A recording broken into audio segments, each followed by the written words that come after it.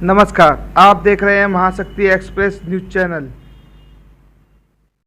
आपने पिछली बार जिस तरीके से लॉकडाउन में लोगों की सेवा की, खाना बंटवाया, लोगों को जो ज़रूरत की चीज़ें से मुहैया करवाई, इस बार आपने क्या कुछ ऐसा किया है? कुछ सबसे पहले तो मैं आप चैनल करंट न्यूज़ और जितने भी चैनल महाशक्ति एक्सप्रेस और जो भी आपके बहुत सारे चैनल यहाँ पे सभी का तहे दिल से धन्यवाद करता हूँ जो आप इस कोरोना काल में भी लोगों की समस्याओं पे उठा रहे हैं और हम जैसे जो छोटे मोटे कार्यकर्ता हैं उनका भी आप ध्यान दे रहे हो कि भाई कौन क्या काम कर रहा है, कौन क्या काम नहीं कर रहा है। जैसे कि आप सब जानते हैं कि चुनाव के टाइम पे तो सभी नेतागण दिखते हैं, आ जाते हैं मार्केट में।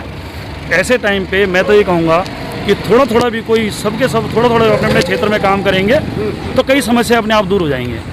नहीं तो जो आप क्षेत्र में जिस हिसाब से लगे पड़े हैं, आपने सैनिटाइज़र वगैरह करवाया, तो जो सैनिटाइज़र वगैरह आपने उपलब्ध कराया, ये आपने अपने पास से किया है या सरकार की कोई मदद वगैरह ली है? नहीं, मैं एक्चुअल में आपको बताऊं, एमसीडी तो बुरा हाल है एमसीडी का। पूरे क्षेत्र के अंदर हम जो सैनिटाइज कराने पे लगे हुए अपने लेवल पे करवा रहे हैं। एक दो दिन पहले मैंने भले सरकार की भी मदद ली थी, उनके थ्रू भी करवाया था, लेकिन लगातार जो हम कहीं भी सैनिटाइज करा रहे हैं तो पर्सनल बेस पर करा रहे हैं। जितना हमसे हो पा रहा है उतना हम करा रहे हैं कि लोगों के अंदर दहशत कम हो सके। तो जो जिस हिसाब से आप एमसीडी की बात कर रहे हैं, तो क्या आपके क्षेत्र में एमसीडी का जो निगम पार्षद है वो आ नहीं रहे हैं, कुछ करा नहीं रही है? भाई चुनाव के बाद हमने किसी को देखा नहीं और अच्छा। क्षेत्र का हाल बहुत बुरा है।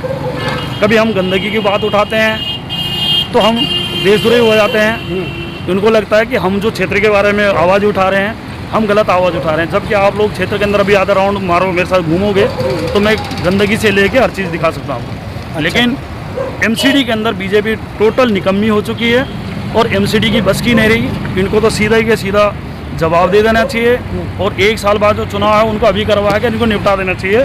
70 जो विधानसभा के अंदर है, आज केजरीवाल जी ने पूरे 70 विधानसभा के अंदर बहुत अपने विधायकों को, सभी विधायकों को कार्य पे ऐसा लगा रखा है कि सरकार की तरफ से जितनी भी मदद हो सके, चाहे हॉस्पिटल के अंदर कोई इलाज हो, फ्री हो, कैसा भी हो, वो दिल्ली सरकार लगातार कोशिश करे किसी भी क्षेत्र वाले कोई भी वार्ड वाले को कोई परेशानी ना हो। लेकिन जहाँ अगर एमसीडी में भी दिल्ली सरकार रहती, आम आदमी पार्टी रहती, आम आदमी की रहती, तो आज बहुत सुनवाई होती।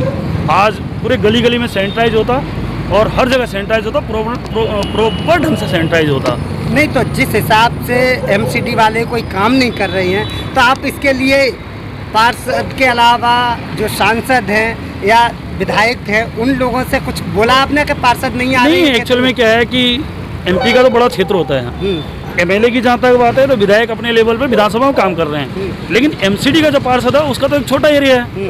तो छोटे एरिया के अंदर अगर वो ढंग से रोज 1 घंटे भी राउंड मारे, मानता हूँ कि शायद उनको भी प्रॉब्लम हो, जैसे अंदर से डर हो कि भाई मेरे को घर से बाहर नहीं निकलना है, लेकिन अगर सबके सभी डरेंगे और जो हमारा प्रतिनिधित्व कर रहे हैं अगर वही डरेंगे तो फिर कैसे काम होगा? मानता हूँ उनको भी अपनी सुरक्षा चाहिए, उनके परिवार को सुरक्षा चाहिए, लेकिन ऐसे टाइम पे अगर सबके सब तो आदमी तो घर के अंदर सड़ जाएगा। लेकिन पार्षद या जो राजनीतिक व्यक्ति है उसकी जिम्मेवारी जनता की सेवा भी करना है, जनता की समस्याओं को समाधान करना भी है। तो जिस हिसाब से वो खुद ही घर में रहेंगे तो जनता की समस्याओं को कौन उठाएगा? मैं यही कह रहा हूँ, यही बताना चाह रहा हूँ आपसे, इन लोगों को कम से कम आज की डेट पे लोगों के अंदर कॉन्फिडेंस डालना चाहिए।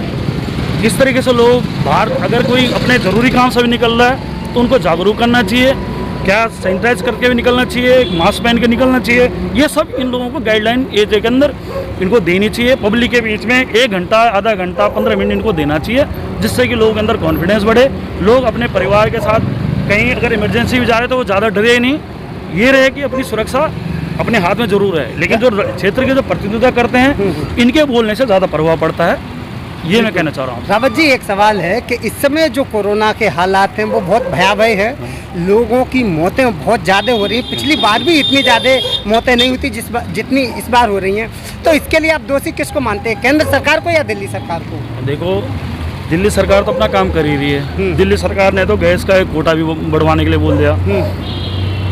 जो केंद्र सरकार है, अगर ये पिछली बार से ही कुछ ले लेती अपने अंदर सबक ले लेती तो आज इतना होना ही नहीं था, इतना कुछ होता ही नहीं।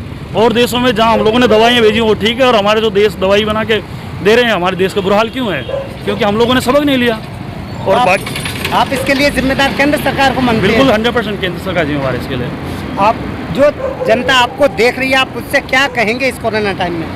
मैं तो यही कहूँगा कि ज़्यादा डरे नहीं, लेकिन सेफ रहें। जितना 2 गज की दूरी है, जितनी भी दूरी बना सकते हो बनाओ, क्योंकि ऐन वक्त पे सरकार कोई काम नहीं कर रही है। तो इसलिए जो भी करना आपने करना, आपने अपने परिवार को देखना है, अपनी सुरक्षा आपके अपने हाथ में है। और टीवी चैनलों के माध्यम से अगर कहीं पे आप लोग जागरूक करें लोगों को, तो ये बहुत अच्छी बात है कि जागरूक कीजिए, लोगों के अंदर डर ख़त्म कीजिए, लेकिन लोगों को अब सेफ रहें, सुरक्षित रहें। मैं यही कहना चाहता हूँ सबसे।